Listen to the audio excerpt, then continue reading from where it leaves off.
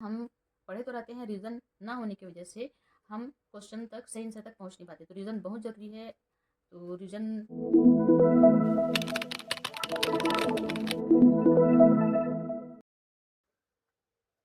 नमस्कार, परीक्षा online classes में आप सभी लोग का स्वागत है। उम्मीद करती हूँ कि जो हम लोग क्विक रिवीजन देख रहे हैं उसको सभी लोग एंजॉय कर रहे होंगे। एंजॉय इसलिए क्योंकि क्या है, कम समय में अगर हम कॉन्स्टिट्यूशन को देख पाते हैं, समझ पाते हैं, तो कॉन्स्टिट्यूशन क्या है, कई जगह रटना भी पड़ता है, कई जगह समझना भी पड़ता है और कई जगह हमको ट्रिक भी लगाना पड़ता है। तो ये एक कह सकते हैं कि कई जगह हम कितना भी ट्रिक लगाएं, अगर हम समझे नहीं है तो ट्रिक हमारा काम नहीं आएगा, और कई जगह हम कितना भी समझ रहे हैं अगर ट्रिक नहीं है तो भी काम नहीं आएगा। मतलब अलग अलग जगह पे अलग अलग चीज़ों का डिमांड है। तो इसके पहले हमने 4-5 लेक्चर किया हुआ है, जिन्होंने नहीं देखा जा करके देख सकते हैं। तो आज हम देखने वाले हैं, जो हम भाग पढ़ चुके हैं पार्ट 1 को। कई बार क्या होता है, बुक में हम पढ़ते तो हैं लेकिन हमको समझ नहीं आता। जैसे हम 22 भाग पढ़ते हैं तो भाग कहाँ पे मेंशन है, कौन सा अनुच्छेद कहाँ पर है, कई बार थोड़ा सा लेंदी हो जाता है बुक पढ़ना। तो उसी को कंटेंट सभी के पास है, ऐसा नहीं है। अभी यूट्यूब में इतने सारे कंटेंट है, बहुत सारे चीज़ हैं, तो हमको सही चीज़ों को पढ़ना है। कंटेंट इतना हो जाता है कि ऐसा नहीं इसको देख लो उसको देख लो, ऐसे चीज़ों को जो आपके लिए बेनिफिट हो। आप सॉलिड पढ़िए, कम पढ़िए और एग्जाम ओरिएंटेड क्लास पढ़िए। तो हम आज भाग 1 को देखने वाले हैं। इसमें हम अनुच्छेद 1 से लेकर के 4 तक देखेंगे। ये क्विक रिवीजन है, तो मैं हर चीज़ों को एक्सप्लेन यहाँ पर नहीं करूँगी, क्योंकि क्विक रिवीजन में हमको कम समय में ज़्यादा चीज़ को समराइज़ करना है। तो जो समझाने वाली चीज़ें हैं, तो उसको डिटेल हम अलग क्लास में देखेंगे, लेकिन ऐसा नहीं है कि पूरे ऊपर-ऊपर से चले जाना है। जहाँ पे ज़रूरत है मैं ज़रूर एक्सप्लेन करूँगी। तो हम आज देखने वाले हैं अनुच्छेद 1 से लेकर के 4 तक। तो अब इसमें संघ एवं राज्य क्षेत्र, जैसे हम पढ़े थे, 22 भाग पढ़े थे, उसमें पहला भाग था। जिन्होंने क्लास नहीं देखा है आप जाकर देख सकते हैं, प्लेलिस्ट में सारा चीज़ मेंशन है। भाग 1 में क्या है, शुरुआत में हमने इसको भी एक ट्रिक के माध्यम से देखा था। भाग 1 क्या है, संघ शुरुआत से जो हमारा देश है सभी राज्यों से मिलकर बना हुआ एक संघ है, तो वहीं से शुरू होता है। तो भाग 1 में क्या है, संघ एवं राज्य क्षेत्र। संघ के अंतर्गत कौन सा क्षेत्र है, राज्य के अंतर्गत कौन सा क्षेत्र है, और इसमें क्या क्या प्रावधान है उसको हम देखेंगे। देखिए, इसको समझने के लिए ये अनुच्छेद याद कैसे रहेंगी, क्योंकि अभी पढ़ के चले गए या पढ़ा के मैं चली गई तो इसका कोई मतलब नहीं है, जब तक आप आपके माइंड में वो चीज़ रह नहीं जाता, या बसना चाहिए या समझ आना चाहिए। मान लीजिए ये आपका इंडिया है, ठीक है, इंडिया है। अब हमारा जो भाग क्या है, भाग 1 क्या है, भाग 1 है संघ एवं राज्य क्षेत्र। तो हमारा जो इंडिया कैसे बना है, आई फॉर इंडिया बना है, छोटे छोटे जो राज्य हैं आपस में बने हुए हैं, इनसे मिल करके बना हुआ है। तो इसमें फिर समझने वाला की चीज़ है। देखिए, अब हमको अनुच्छेद तभी याद रहेंगे, शुरुआती हमको इतने साढ़े 300 प्लस हमको अनुच्छेद पढ़ना है, सबको हमको याद नहीं रखना है, जहाँ जहाँ महत्वपूर्ण है उसको याद रखना है। तो अब इसमें हमें याद करने वाली क्या चीज़ है, तो ये बना कैसे है उसको हम देखेंगे। अलग अलग दिए हैं अनुच्छेद हैं। तो हमारा जो संघ है ये क्या है, जैसे आप एक इसको बनाना है। इसको बनाने के लिए क्या किए हैं, इस तरीके से छोटे छोटे छोटे छोटे पार्ट्स लिए आपस में और इनको मिला करके ये बना दिए। ये क्या है, आपके राज्य हैं, और ये क्या है, आपका संघ। यहाँ पर राज्य के लिए भी जैसे संविधान में कई बार कंफ्यूजन होता है, राज्य मतलब मान लीजिए कोई सा राज्य है तो फलाना राज्य। यहाँ पर राज्य जो शब्द है देश के लिए भी यूज होता है, तो यहाँ पर कंफ्यूज नहीं होना है। तो राज्य क्षेत्र और संघ क्षेत्र, जो राज्य के क्षेत्र है जब वो आपस में मिल जाएंगे वही संघ का क्षेत्र हो जाएगा। अब इसमें एक वर्ड कहा जाता है, जो भारत क्या है, भारत विनाशी राज्यों का अविनाशी संघ है। विनाशी राज्यों का अविनाशी संघ का तात्पर्य ये है, जैसे हम भारत और अमेरिका ये इंडिया है और ये अमेरिका है, दोनों में कंपेयर करेंगे तो कई बार आप चुनाव होता होगा तो देखते होंगे कि जैसे हमारे यहाँ चुनाव होता है लोकसभा या राज्यसभा, राज्यसभा तो फिलहाल प्रतिनिधि भेजता है, लोकसभा में चुनाव होता है। तो लोकसभा एक क्षेत्र बना हुआ है, ये आपका जैसे जिस तरीके से विधानसभा क्षेत्र है उसी तरीके से लोकसभा क्षेत्र होता है। तो उस लोकसभा क्षेत्र से चुन करके व्यक्ति आपके संसद में जाता है, तो उसको वोट मिलता है। तो उसको क्या है, भारत में एक पर्टिकुलर ये लोक क्षेत्र है, मान लीजिए यहाँ पर चुनाव होगा तो यहाँ पर 2 3 4 जो जितने भी प्रतिनिधि हैं आपस में चुन करके जाएंगे और उनको एक जो भी वोट है वो मिलेगा, और यहाँ से सीधा वो संसद में चले जाएंगे।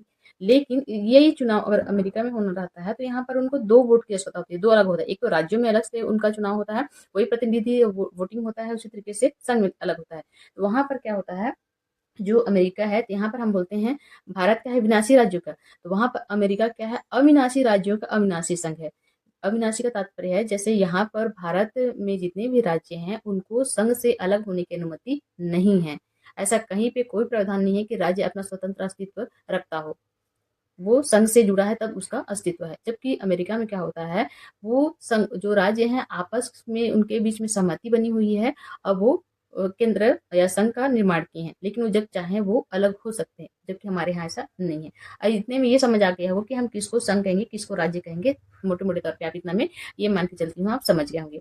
अब इसमें है विधायक राष्ट्रपति की पूर्व मंजूरी से संसद में प्रस्तुत होता है। राष्ट्रपति राज्य विधानमंडल का मत जानने के लिए बाध्य नहीं है।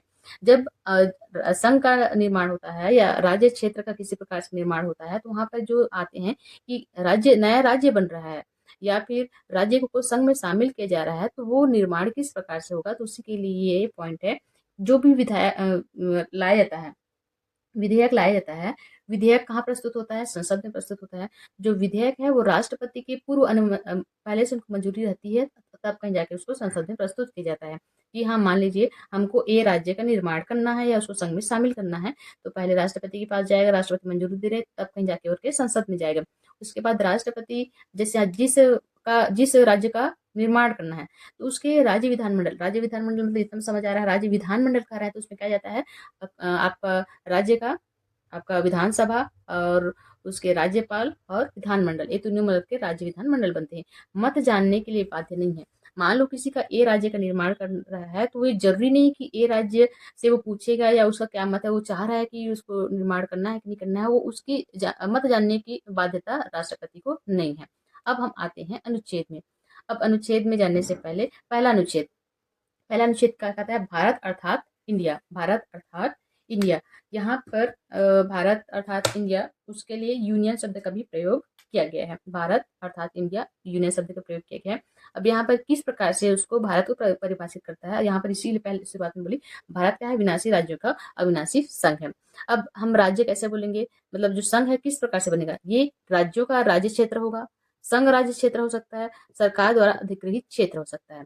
अब इसे समझ नहीं आ रहा होगा तो फिर भी एक बार समझाती हूँ इसको। राज्यों का राज्य क्षेत्र, अब हमने देखा कि छोटे छोटे पार्ट्स निकल के क्या बने हैं, एक संघ बने हैं, इसमें ABCD करके बहुत सारे आपके राज्य मिले हुए हैं। अब ये बनी हुई है आपका, तो यहाँ क्या बोल रहा है, राज्यों का राज्य क्षेत्र, जैसे इनका एक पर्टिकुलर एरिया है ना, इनका एरिया, तो ये राज्यों का राज्य क्षेत्र। दूसरा है संघ का राज्य क्षेत्र, जब आपस में मिल गए तो एक क्षेत्र बन गया, तो ये क्या हो गया, संघ राज्य क्षेत्र। संघ राज्य क्षेत्र, सरकार द्वारा अधिग्रहित क्षेत्र, उसके द्वारा ये तो संघ बना हुआ है, लेकिन कुछ ऐसे क्षेत्र है जिसको संघ अधिग्रहित करता है, मतलब एक तरीके से वो अपने में शामिल करता है। उदाहरण के लिए जैसे आपका सिक्किम है, गोवा है, ये बाद में शामिल किए गए, इनमें संशोधन किया गया था, बाद में इनको शामिल किया गया। तो वो क्षेत्र भी जब इनको अधिग्रहित कर लिया जाता है तो वो भी संघ के क्षेत्र में आ जाते हैं, मतलब वो क्या है, संघ राज्य क्षेत्र के अंतर्गत आते हैं। तो अनुच्छेद ये कहता है भारत अर्थात वो मतलब देश को बताता है, भारत अर्थात इंडिया, और इसके अंतर्गत कौन कौन से क्षेत्र शामिल होंगे, राज्य का क्षेत्र, संघ का क्षेत्र और जो अधिग्रहित किया गया है उसका क्षेत्र। ठीक, उसके बाद आता है अनुच्छेद 2, अनुच्छेद आर्टिकल 2। इसमें नए राज्यों का प्रवेश और किस प्रकार की स्थापना की जाती है उसका इसमें वर्णन किया गया है। नए राज्यों का प्रवेश और किस प्रकार से उसकी स्थापना की जाती है इसका वर्णन है। नए राज्य किस प्रकार से, कैसे राज्य, नए राज्य का तात्पर्य है जैसे हमने बोला कि कहीं अधिग्रहित किया जाता है, नए राज्य हम किसको कहेंगे, दो कंडीशन, संघ में शामिल करना जो पहले से विद्यमान है, ऐसे राज्य जो उसके क्षेत्र के अंतर्गत तो है लेकिन अभी संघ में शामिल नहीं है तो उसको विद्यमान करना। ठीक है, या कि इस नए राज्यों की स्थापना जो स्थापित तो है संघ में शामिल नहीं है। पहला संघ में शामिल करना जो पहले से विद्यमान है, जैसे उदाहरण के लिए हम देखें, जैसे सिक्किम है, सिक्किम पहले था, उसी तरीके से गोवा भी था। तो ये क्या है, गोवा बाद में, इसको बाद में तो आजाद किया गया, उसका स्टोरी अलग ही है, जब पुर्तगाली लोग गए तो देखो वो अपने गोवा कहाँ पर है, ऐसा नहीं दिख रहा है क्या आपको, जैसे गोवा अगर हम देखेंगे तो गोवा यहाँ पर है। ठीक है, तो गोवा अपने उसका क्षेत्र था, लेकिन यहाँ भारत देश 1947 में आजाद हो गया, फिर भी यहाँ पर क्या है, पुर्तगालियों का शासन चल रहा था, बाद में इसको आजाद किया गया था। अब उसके अलावा सिक्किम है, सिक्किम अपने उसमें तो है लेकिन इसको मतलब बाद में शामिल किया गया है भारत में, जैसे 35वां कॉन्स्टिट्यूशन अमेंडमेंट किया गया था 1974 में, तब उसके एक राज्य संबंध राज्य का दर्जा दिया गया। उसके बाद फिर से एक साल बाद 75 में 36 कॉन्स्टिट्यूशन अमेंडमेंट में एक पूर्ण राज्य का दर्जा दिया गया। तो पहले क्या है, विद्यमान तो है लेकिन वो संघ में शामिल नहीं है, तो उसको पहले शामिल करना पड़ेगा, संघ में शामिल करना पड़ेगा। और संघ में शामिल तो है लेकिन कई बार क्या है, जैसे एक तो जैसे एक संघ में शामिल नहीं था, इसको सिक्किम को शामिल किया गया। इसके अलावा जैसे बहुत सारे राज्य बन गए, एग्जाम्पल के लिए मान लीजिए सीजी है, झारखंड है, झारखंड है, उसके अलावा अभी तेलंगाना है। तो ये पहले से अस्तित्व में थे, ऐसे नहीं थे कि छत्तीसगढ़ का जो क्षेत्रफल है वो संघ के क्षेत्र में ही था, लेकिन छत्तीसगढ़ के नाम से नहीं था। ये क्या है, इसको एमपी से अलग किया गया, इसको कुछ भाग को तोड़ करके अलग बनाया गया। उसी तरीके से आपका जो झारखंड है उसको भी अलग किया गया, तेलंगाना है उसको आंध्र प्रदेश से अलग किया गया। इसी तरीके से ये इनका अस्तित्व था, लेकिन अलग से इनकी स्थापना की गई। तो दूसरा, इस तरीके से नए राज्य की स्थापना की जाएंगी। अब ये तो अनुच्छेद पहला में है भारत अर्थात इंडिया, पहला आप आर्टिकल याद हो गया। दूसरा में क्या है, नए राज्यों की स्थापना किस प्रकार से की जाएगी, क्या प्रोसीजर है, कैसा है, 2 पॉइंट इसमें याद रखना, ये हो गया। और उसके बाद है अनुच्छेद 3, नए राज्यों का निर्माण। नए राज्यों का निर्माण किस प्रकार से किया जाए इसके बारे में है। तो इसमें याद रखना है, नए राज्यों के निर्माण के लिए संविधान संशोधन किया जाता है। नए राज्यों के निर्माण के लिए संविधान संशोधन किया जाता है। तो जो भी जैसे निर्माण किया जाएगा, सॉरी, राज्यों का निर्माण किया जाएगा, तो निर्माण कैसे किया जाएगा, एक तो नए क्षेत्र अधिग्रहित किए जाएंगे, तब नए क्षेत्र बनेंगे। दूसरा है, दो राज्यों के कुछ हिस्सों को आपस में जोड़ करके नए राज्यों का निर्माण किया जाएगा, किसी को टुकड़ों में काट करके निर्माण किया जाएगा। तो इस तरीके से नए राज्यों का निर्माण किया जाएगा, वो है आपके अनुच्छेद 3 में। या जैसे एमपी से हमको मध्य प्रदेश से अलग करके कुछ भाग को कर करके अलग कर करके 16 जिला अलग किया गया था, छत्तीसगढ़ का निर्माण हुआ। उसी तरीके से झारखंड का निर्माण हुआ, उसी तरीके से तेलंगाना का निर्माण हुआ, उत्तराखंड का निर्माण हुआ, सभी राज्यों का निर्माण किया गया है। तो ये कुछ क्षेत्रों को उससे अलग किया जाता है, दूसरे के साथ मिलाया जाता है, तो नए राज्यों का निर्माण किया जाता है। ये हो गया आपका अनुच्छेद 3। उसके बाद आता है अनुच्छेद 4। अनुच्छेद 4 में ये बोला गया है कि आर्टिकल 3 और आर्टिकल 2 और आर्टिकल 3, आर्टिकल 2 और आर्टिकल 3 के तहत किए गए परिवर्तन 368 संशोधन में नहीं माना जाएगा। इसका तात्पर्य यह है, संविधान नया राज्य निर्माण करने के लिए कहीं न कहीं संविधान संशोधन की आवश्यकता होती है, क्योंकि सबका अपना एक अस्तित्व है, स्वतंत्र अस्तित्व कैसे कहेंगे, जैसे राज्य है, किस संविधान संशोधन के तहत बना है, तो उसके बाद देखिए उसका कुछ हिस्सा अगर अलग किया जा रहा है, तो उसके लिए कहीं न कहीं संविधान में कुछ तरीके से कुछ हद तक संशोधन करना पड़ेगा।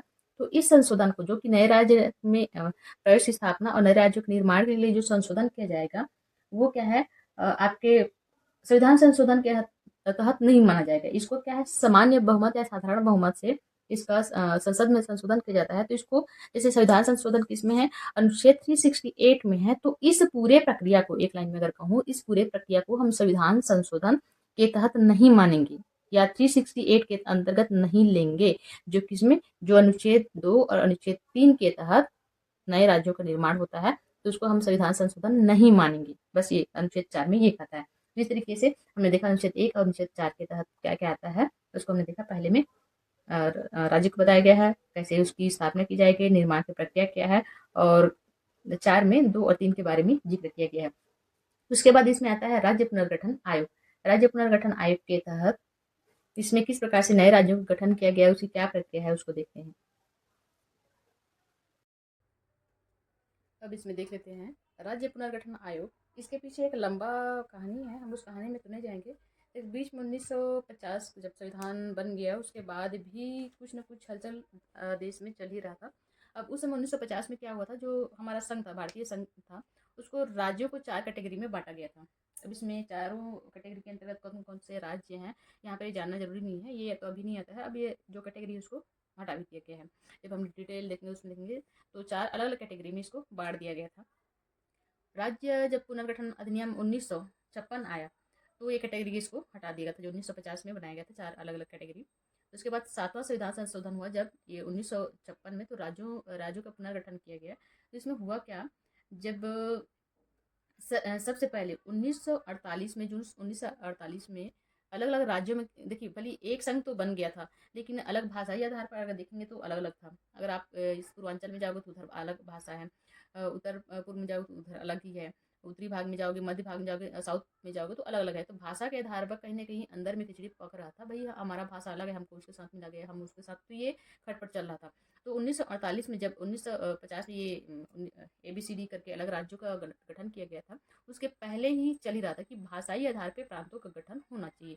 और इसके लिए एक विचार करने के लिए उस समय अलग से कुछ ऐसे बना नहीं थे, इसको आयोग कह सकते हैं, है ना। विचार करने के लिए एक समिति का गठन किया गया था।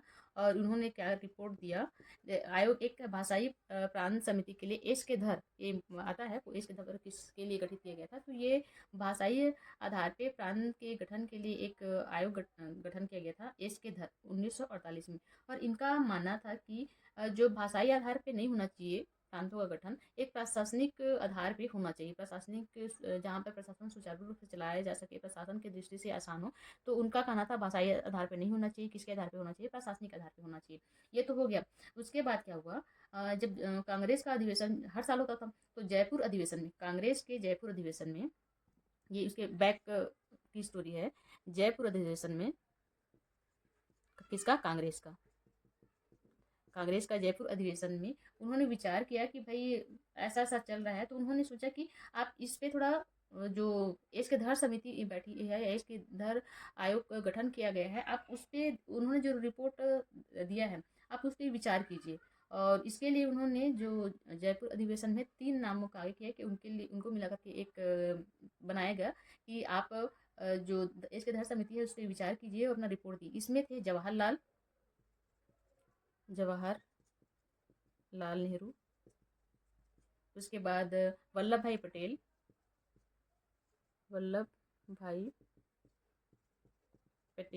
और एक थे पट्टाभी सीतारमैया।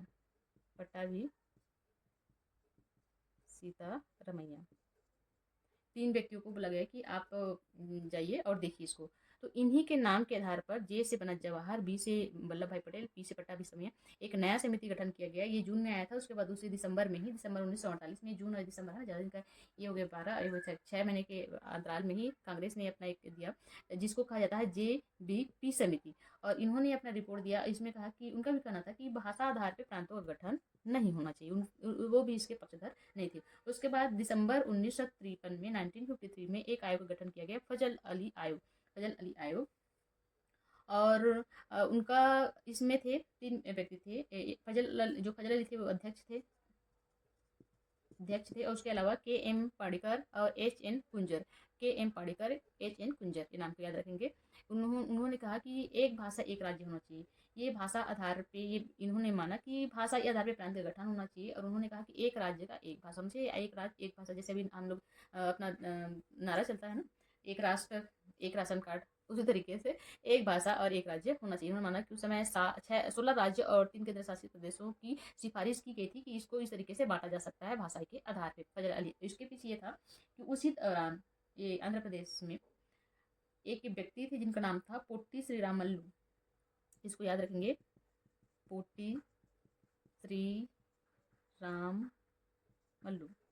इन्होंने भाषा के आधार पे राज्यों का गठन होना चाहिए, मतलब अपने यहाँ जैसे आंध्र प्रदेश व्यक्ति था, अपने यहाँ जो बोला जाता है, सॉरी, तो उसके आधार पर हमारे भाषा के आधार पर हमको अलग राज्य चाहिए। और ये अनशन में व्यक्ति बैठ गया, और ऐसे नहीं 2 दिन 4 दिन अनशन करते करते इतना लंबा हो गया, 58 डेज तक ये अनशन में बैठा रहा। धीरे धीरे इनकी हालत क्या हो गई, बिगड़ने लगी, और लास्ट में इस व्यक्ति की मृत्यु हो गई। ये क्या थे, एक तरीके से स्वतंत्रता सेनानी थे मान के चल सकते हो। और उनका मतलब अंतिम तक एक प्रयास था कि भाषा के आधार पर राज्यों का गठन होना चाहिए। हमारा जैसे आंध्र प्रदेश से बिलोंग करते थे, उसके आधार पर हमारा गठन होना चाहिए। और लास्ट में जब इनकी मृत्यु हो गई, तो प्रशासन पे इतना ज़्यादा दबाव बना कि आनन फानन में उन्होंने फजल अली आयोग का गठन किया। क्योंकि अब देखिए, किसी व्यक्ति की मृत्यु जा रही है और वो 58 दिन तक अनशन में बैठा हुआ, तो आप सोच सकते हैं कि जनता कितना उग्र हो गई होगी उस समय। अभी भी देखते हैं कि कहीं पे कोई अनशन होता है, इस तरीके से धरने पे बैठते हैं और वो बात बिगड़ती है, तो आम जनता भी उसके सपोर्ट में आकर के कितना उग्र आंदोलन का रूप ले लेता है। तो उस समय आप सोच सकते हैं व्यक्ति की मृत्यु हो गई थी,